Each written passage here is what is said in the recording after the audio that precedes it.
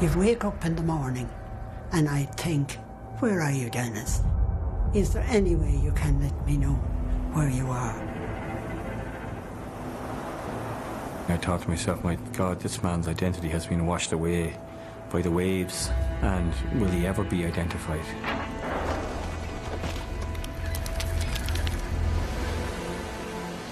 He's your son, and the thought about it being cold and wet it's just heartbreaking.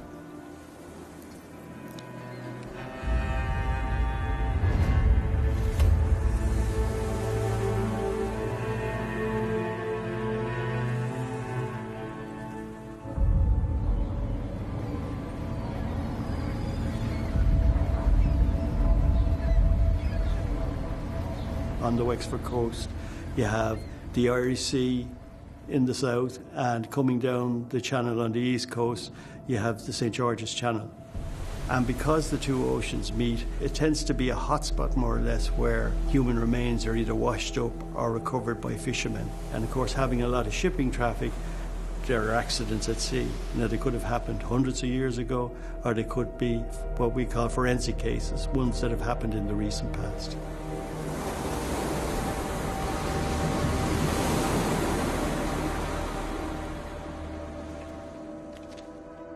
Rose Cody has had a really tragic relationship with the sea, and that started with the death of her father-in-law, Paddy. He drowned off the coast of Wexford in 1985. And then in 2006, Rose received the news that her husband, Stephen, who was also a fisherman, had drowned off the south coast of the UK. When Stephen drowned in Newlyn, in Penzance, Cornwall, the lifeboats were able to recover his body within about 3 or 4 hours of him been reported missing. And from there, I was able to bring Stephen home to be buried in the family plot. I needed the family back together again, and we needed some place for my children to go. A year after Rose buried her husband Stephen, the 10th of January 2007, the trawler, the Pear Charles, was fishing for herring off Hook Head. The crew had 2 catches on board. They were headed back to shore, back to Dunmore East, when disaster struck. The vessel was battling severe storm conditions, and it went under in a matter of minutes. Dozens of fishing boats have left Dunmore East Harbour as a massive search for 5 missing men is stepped up. 4 local men and a Ukrainian man were on board.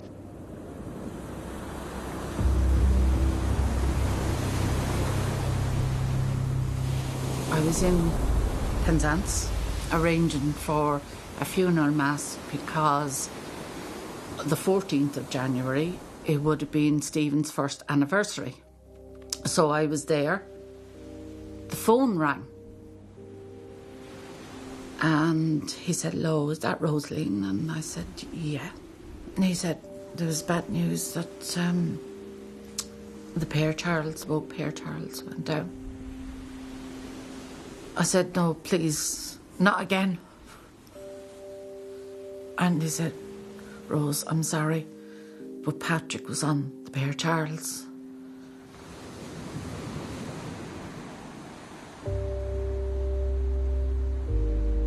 I didn't even know actually Patrick was on the Pear Charles because he wasn't fishing at the time.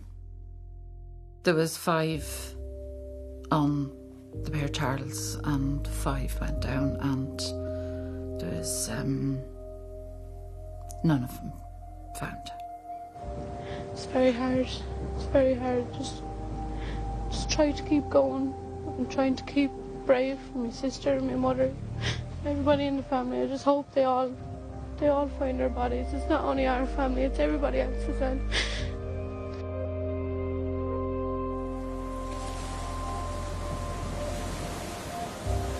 He's your son, and the thought about it being cold and wet it's just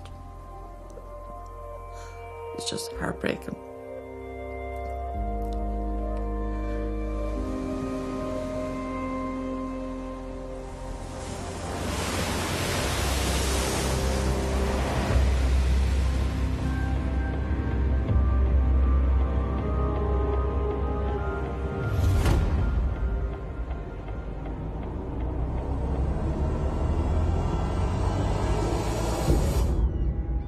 2010, a femur came up in the net of a trawler and was brought to Kilmore Quay. From what I saw of the femur, I estimated that it was a Caucasian male who was over 30 years of age and between 5'10" and 6 foot tall. And from the bone wear, it was obvious that he was used to hard manual labour. I also estimated that the bone had been in the water for less than 3 years. At that particular time, there had been a number of major fishing disasters where 2 trawlers were sank. One was the Maggie B and the other was the Père Charles. And I thought there was a possibility that it could have been one of the trawler men. Unfortunately, the Forensic Science Laboratory were unable to generate a profile from that femur. I checked out what it would cost to have them examined, but unfortunately my application to bring them to the UK was turned down. It was turned down at the time for financial reasons by the financial authorities rather than the Garda Síochána. In 2011, Damien Tiernan, journalist, contacted me and he informed me that there was a limb had been found by a fisherman. The bones would have to have gone to England to be tested. And the government at the time couldn't afford to do that. And I said, well, OK, let me raise some funds. Even if it's not Patrick, there's a family out there who needs to know. So I was told that no, it can't be done. But we know it belongs to somebody.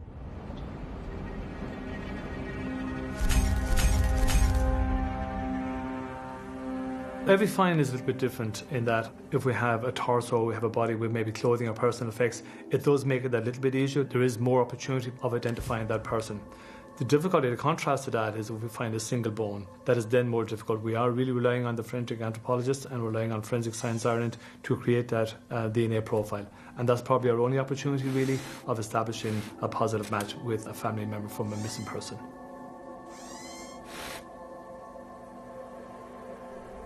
We do get bones that have been caught in fishermen's nets or washed up on the beach.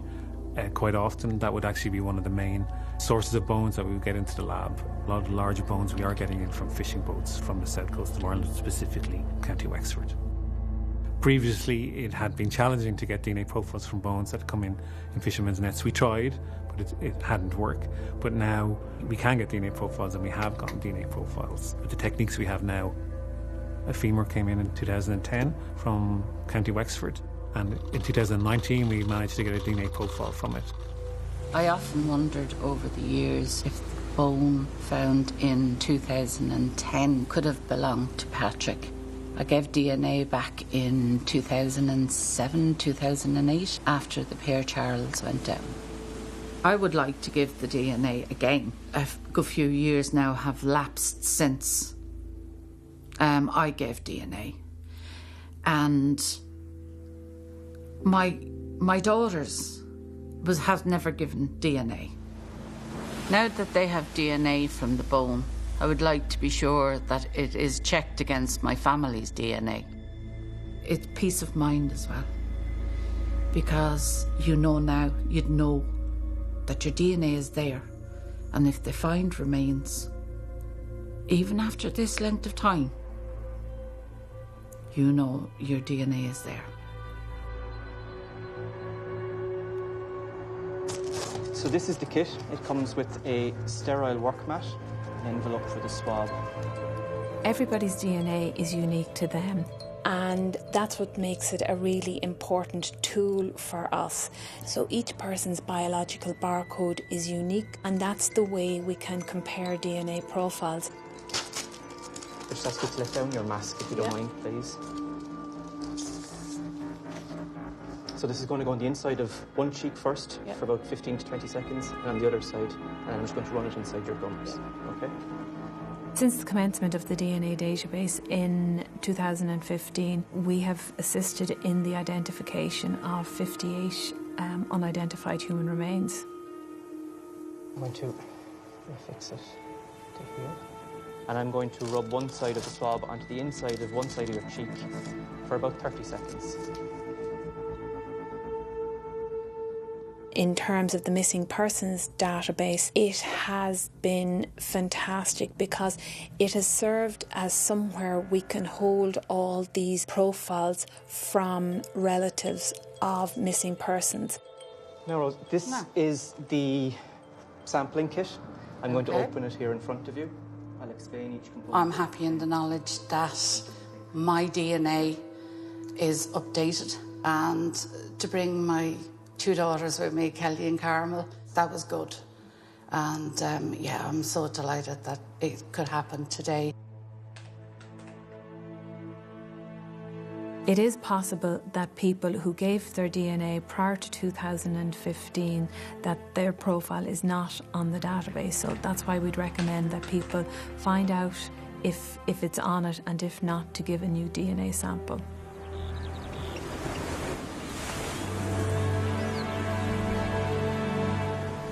When you don't have a grave, the nearest place is the Hook for me. Every January, on their anniversary, his birthday, his Father's Day, the family would go down. And we would always throw flowers out. It's his place, and it's my place. And that's how lovely the Hook is now to me.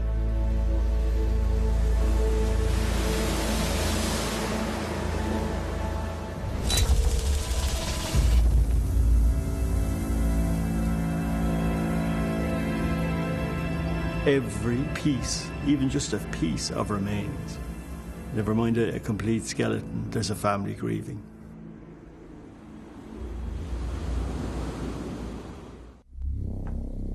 It is very common for bones to be washed up off the Wexford coastline. Almost all of County Wexford is indeed coastline. Bones of all types, human remains, animal bones and archaeological finds right across the coastline of County Wexford. One of the things I teach on the Garda Scenes of Crime courses is that when remains are found is to identify whether or not they are animal or human. Believe it or not, in well over 90% of cases they're animal bones. I've had countless cases involving animal bones, but I've also had a lot of cases, could be 20 to 30, involving human remains that have been recovered. If somebody comes across a bone on a beach or whatever, yes, it could be a seal bone, it could be an animal bone. Perhaps it could be a human bone. So it is really important, if there are any doubts, that they do submit them to the Garda. The Garda can employ a forensic anthropologist to have a look at the bone to see if they're human, and once they're human we can take it into the laboratory, attempt to generate a DNA profile and then upload it onto the DNA database. It's not uncommon for human bones to be found along the Wexford coastline. In my role as forensic anthropologist, if I can, I conduct a search with the Garda and the Coast Guard in case any other remains have been washed up. We're looking for bones and bone-like material.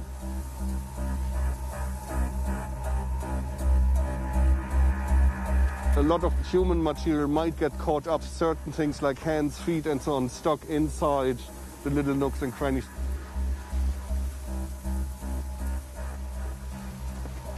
Now, more so than in the past, the forensic anthropologist is called to the scene. We have been asked for second opinion on remains that have been identified, so to speak, as being of non-human, of animal origin. And we had to look and say, I'm sorry, but these are human remains. There were cases where maybe local medical practitioners, or in some cases I think nurses and archaeologists, had been asked to look at bones. If they identify it as human, it goes into the system. You know, then the state pathologist or someone else will look at them.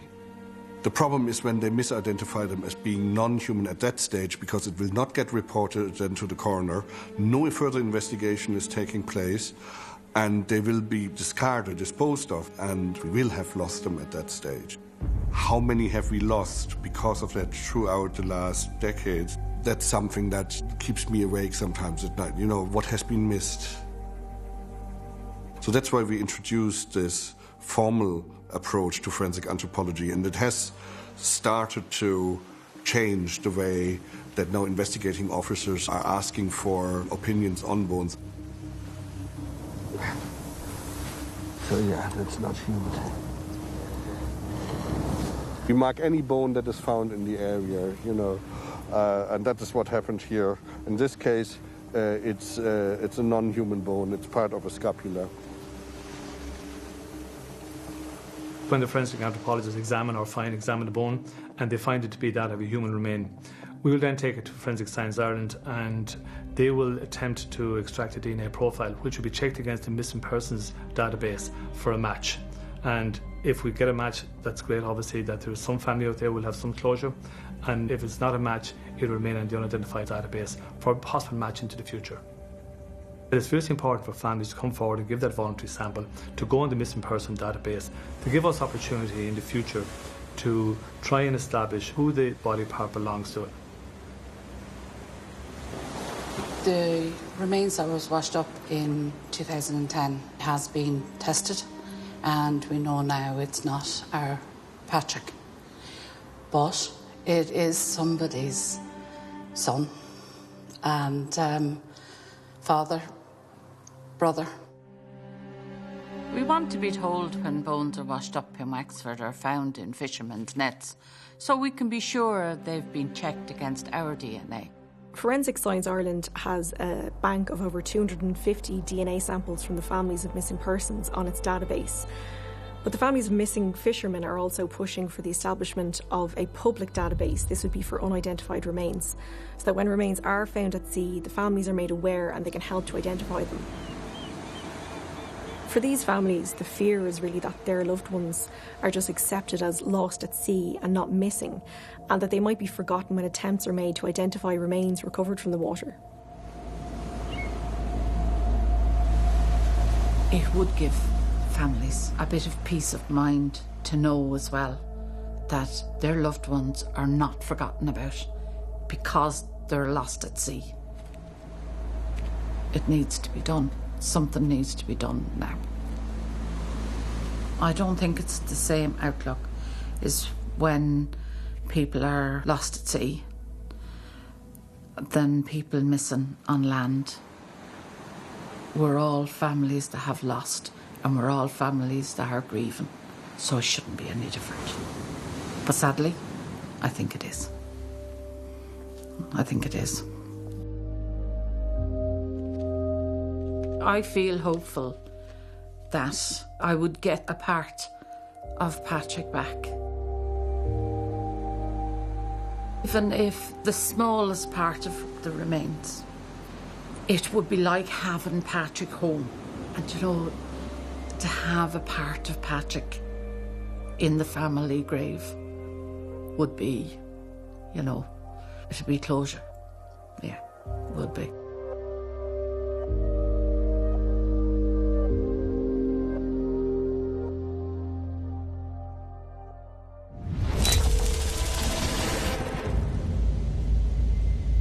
You'd wake up in the morning and I'd think, where are you, Dennis? Is there any way you can let me know where you are?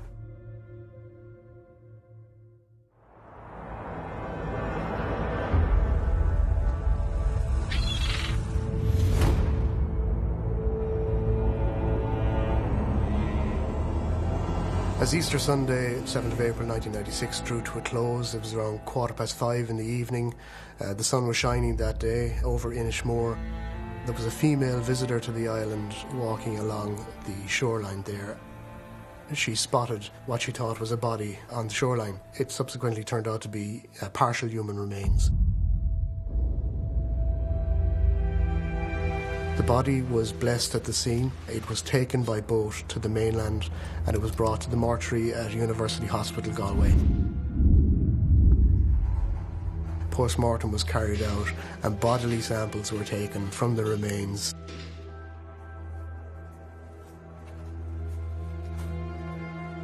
Due to the decomposition of the remains that were recovered, visual identification, dental records and fingerprints were not possible. Also back in 1996, DNA was not an option for us as a means of identification.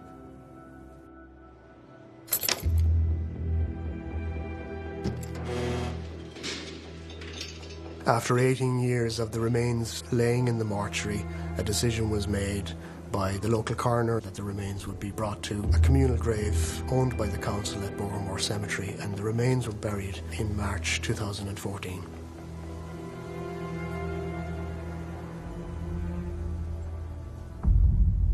I first started reporting about the Dennis Walsh missing person story a number of years ago. Dennis Walsh went missing on the 9th of March 1996. Not much was known about why Dennis went missing at the time or where he could have gone. You'd wake up in the morning and I'd think, where are you, Dennis? Because Dennis and myself were very, very close. We talked about anything, you know. And I thought, Dennis, all the times we talked, is there any way you can let me know where you are? So then you go to bed at night and then you just think of him and, you know, just say, sleep well, Dennis, be happy, and all these things. Just keeping it going, you get up the next day, the same thing again. But I never, ever realised it would go on for 25 years.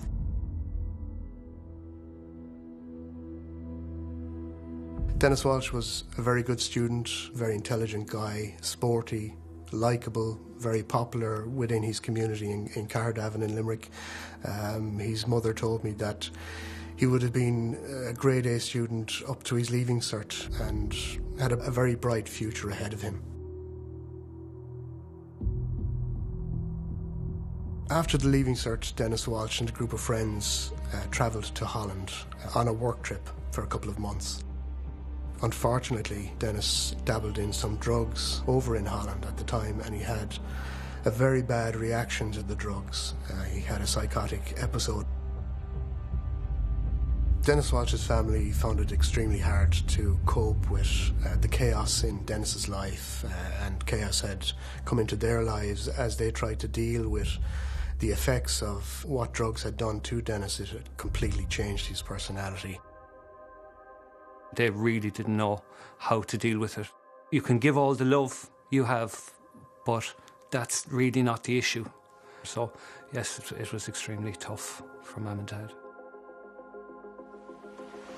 He was ill for about 5 years, and there would have been various incidents, and there was one where he was walking into the water, but he came back out. You know, he would have spoken about troubles as well.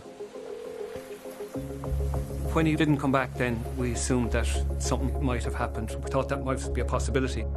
We started searching, went to the guards, obviously, but also did a lot of searching ourselves.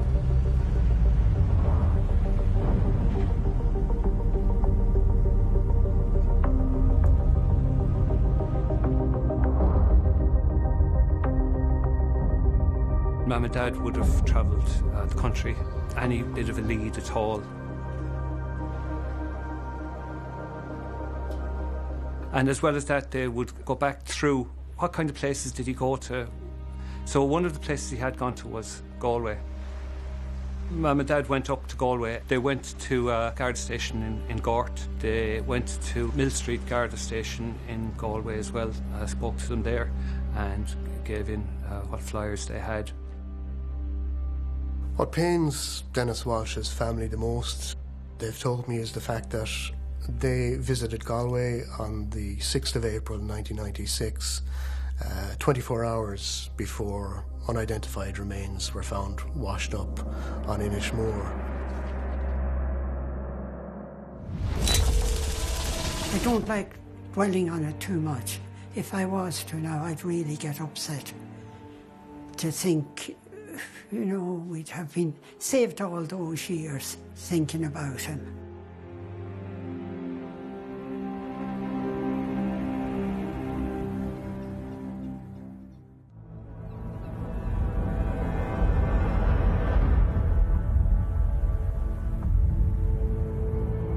Dennis Walsh went missing on the 9th of March 1996.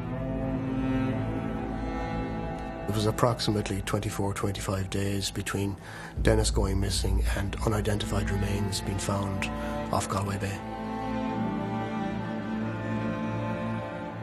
It appears that Dennis Walsh Jr.'s missing persons photograph had been placed in Garda stations right across the country, not just in Galway. And it appears that the dots weren't joined by Gardaí.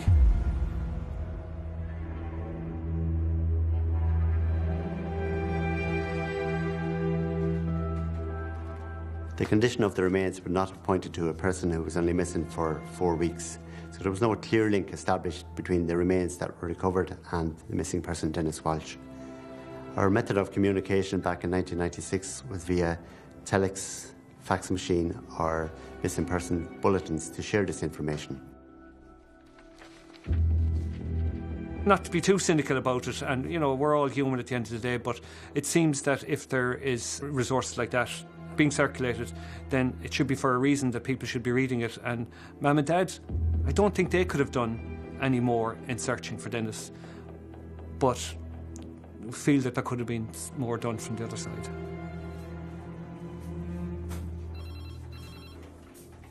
In 2021, advances in DNA meant that FSI succeeded in upgrading their sample from the remains.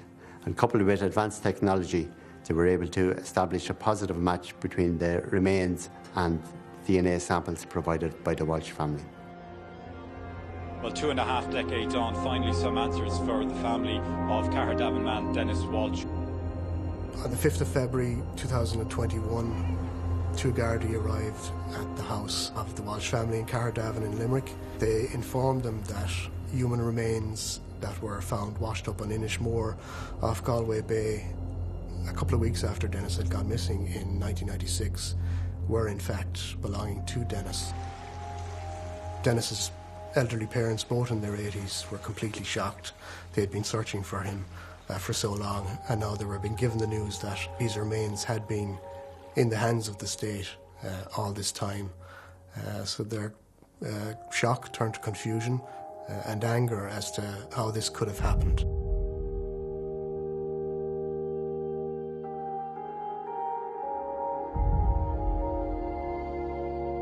We've had 25 years with a certain suspension in our lives. It has really affected Mum and Dad's lives here. There hasn't been Christmas decorations here in 25 years and various things. You know, Dad stopped going to hurling matches.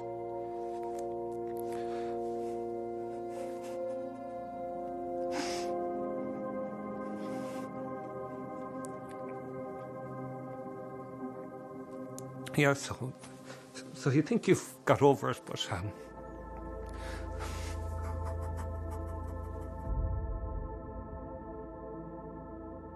the two big things that have raised questions for Dennis Walsh's family are not only does it appear that Gardaí didn't identify his remains sooner, but the fact that the family had given their DNA to Gardaí in January 2011. The bodily samples were tested by forensic scientists in 2008, 2011 and 2017. Why was a match not made against Dennis's parents' DNA? Prior to the advent of the DNA database in 2015, it was not possible for the family DNA samples which had been collected to automatically run these against all unidentified remains in Ireland. Unfortunately, because there was no link made between the two investigations in those early weeks, there was a missed opportunity there to link the remains that were found on the Aran Islands with the missing person, Dennis Walsh, which could have led to an identification sooner. That is something, it's very hard to take. I don't like dwelling on it too much. If I was to now, I'd really get upset to think you know, we'd have been saved all those years thinking about him. I've waited 25 years for this news. I'm not getting annoyed. I'm going to thank God. It's what I've been praying for. That I'd know where Dennis was, what happened, before I die myself. And that helped me. Thinking like that got me through it. And please God, whatever length of time God will leave me on this earth, I'll try and be happy with the knowledge that Dennis is in heaven, looking down on us. Families of missing people have been for years calling for a centralised system to trace unidentified remains. If there was a database constantly updated of unidentified bodies, then I'm sure, I know we would have been checking that database every month. And we, as I say, it wouldn't have required an awful lot of resources of anyone else to be checking it. We as a family would have been checking it. And I'm sure that applies to other families as well. There have been calls from within government for the Department of Justice to allocate resources to ensure improved sharing of information on unidentified remains between coroners, Gardaí and Forensic Science Ireland. There are over 800 missing person open file cases in Ireland at the moment. It's unknown how many unidentified remains are being held in storage, and it's unknown how many unidentified remains have been buried. There has to be something done to help families, because there are so many families in Ireland who are tortured, who have no answers, who aren't aware that maybe their loved ones' remains are in a morgue, are in a mortuary, are buried in a cemetery, unidentified to this day, as is the case with Dennis Walsh's family.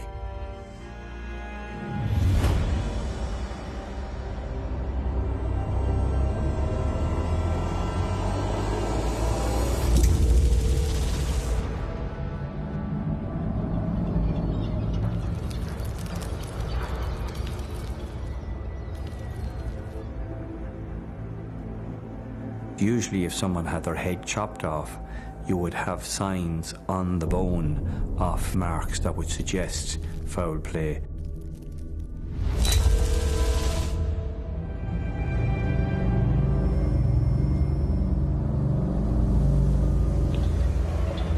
In 2006 I was a detective sergeant based in Balbriggan Garda station in North County Dublin. Well, at that time, a lot of boats worked out of Balbriggan Harbour, and the sea around Lambay Island was a popular spot for fishermen who dredged for razorfish. For John Donnelly and his crewmate, it was just a regular run-of-the-mill fishing day. But little did the fishermen know that the razorfish wasn't the only thing that they would drag off the seabed that day.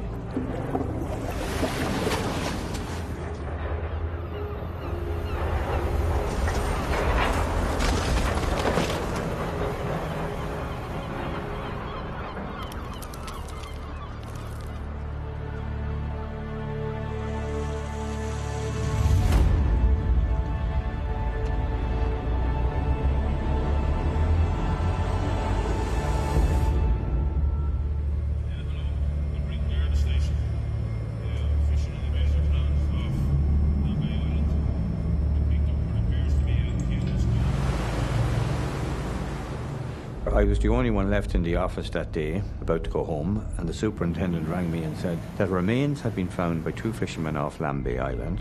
So he asked me would I go down to Balbriggan Harbour to meet them.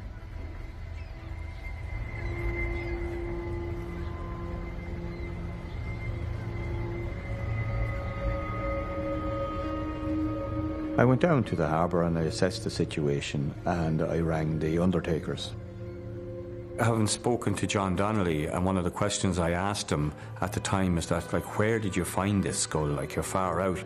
Did you have GPS coordinates? And he said, yes, I actually do have GPS coordinates. And he said, we would have picked that skull up within 50 feet of those coordinates.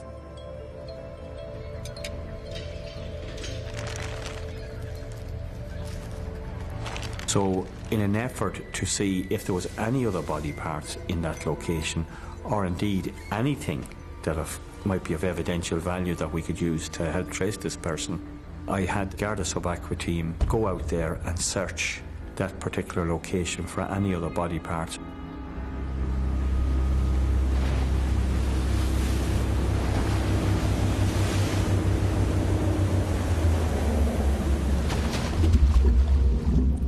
They went out and they searched the full day in that location, and they came back to me and said, "Pat, there's nothing there."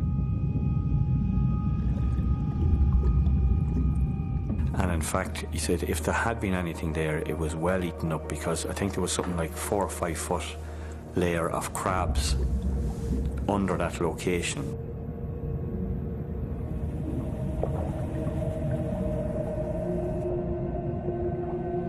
Usually if someone had their head chopped off, you would have signs on the bone of marks that would suggest foul play.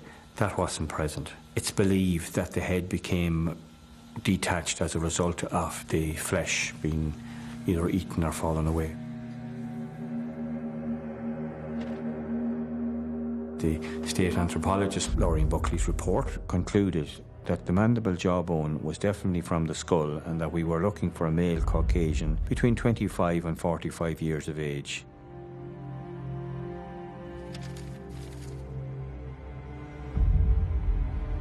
I started on my quest to find out who this person was.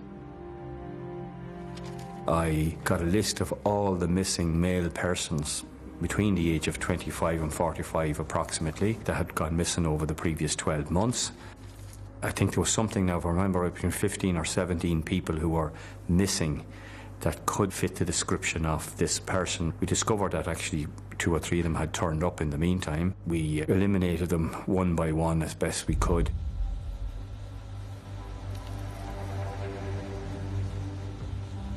The unusual thing about the land-based skull is the land-based skull had no dental restorations present in it.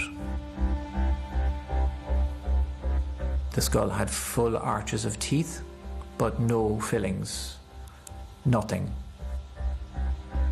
The teeth had the appearance of teeth that had been exposed to a high fibre or a rough diet.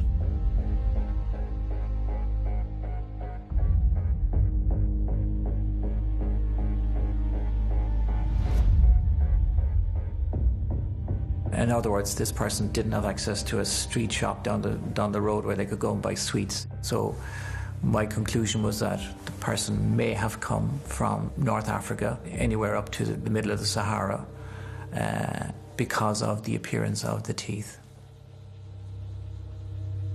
The 2 worst scenarios are somebody who has no teeth and somebody who has perfect teeth with no evidence of dental work, because comparisons are very difficult then.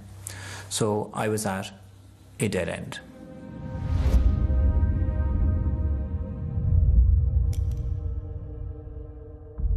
We have a full DNA profile. We sent it through all police forces in Europe, to Interpol and Europol, to see if they could throw it to their databases to see if there was any hit. But there was no hit in effect for any police force in Europe. Then a case much closer to home threw up a possible lead.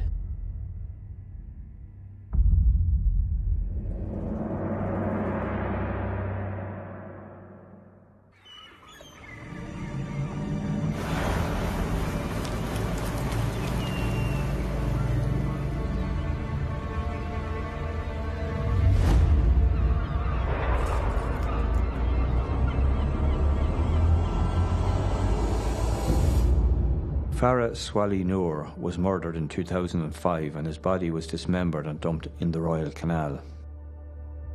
2 ladies known as the Scissor Sisters were responsible for that murder, but the head was never recovered. It was a very high-profile case, and we did receive a number of phone calls from people to say that they thought this could be the victim's head, so naturally we had to follow this up.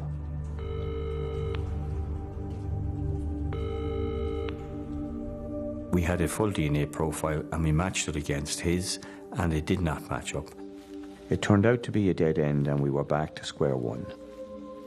So the next port of call was to see who could do a facial reconstruction, and I hit on a lady by the name of Caroline Wilkinson, who was working in the University of Dundee, and she was a renowned figure in the world of reconstruction.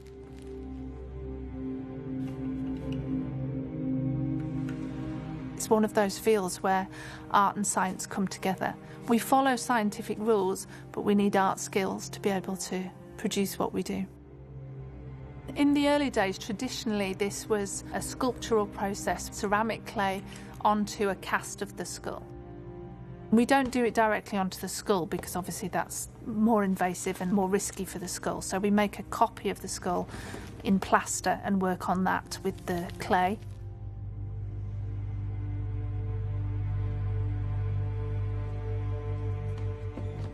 There was a big brown box on my desk and I opened it. In it was this bust and I lifted it out and looked at it, and I just held it in my hand and looked, and I says, yeah, you're the book that all this is about now. I says, who are you, like, you know? And that's the next thing, I'm going to find out who you are, like, you know? It was fascinating, like the end result, like it really was fascinating.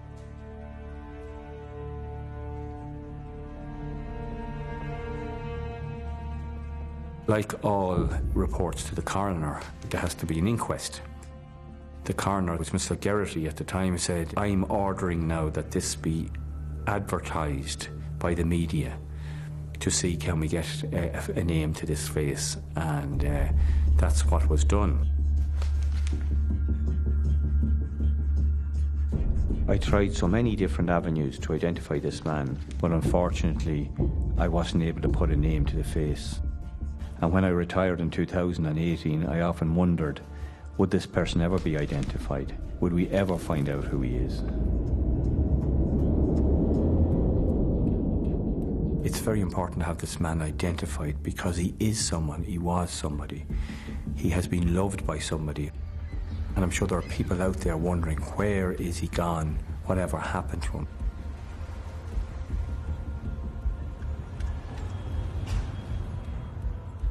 Garda Síochána have to show that they care and that they have the ability and the manpower to pursue this scenario to its utmost. Professor Wilkinson, Brian Downey here again from Balbriggan Garda Station. The public deserve that, and I think families of missing persons deserve it. Caroline, the clay head was a great addition to the investigation at the time, but unfortunately we still can't identify who the individual is. The individual has never been reported missing, to our knowledge. We have no details of even the surrounding countries, even in the UK and Southern Europe, of anybody matching that description. And I think we have a duty and a responsibility to the relatives left behind to do our best to see if we can identify this individual.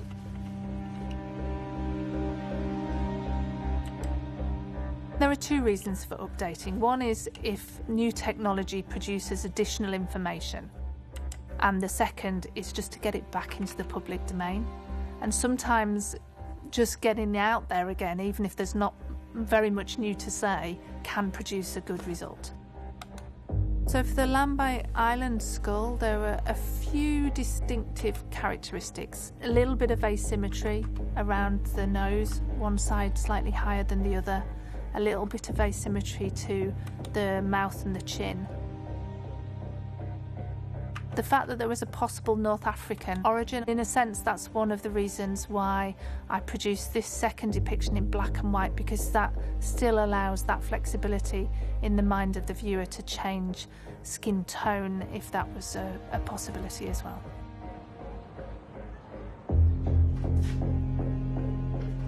This is really incredible, really, you know. The detail, the blemishes, the creases, the forehead. It's very, very a true likeness of an individual.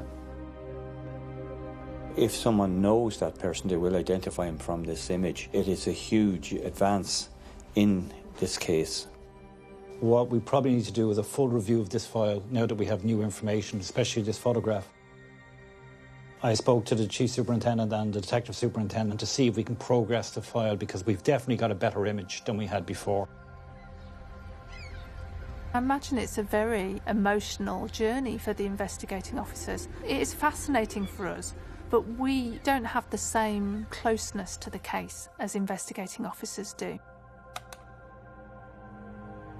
My hope is, with the new depiction for Lambay Island, is that it'll get it back in the public domain, so more people will see it, and hopefully more people will have a spark of recognition then, and a name might get put forward that will lead to identification. It would be great to find out who he was.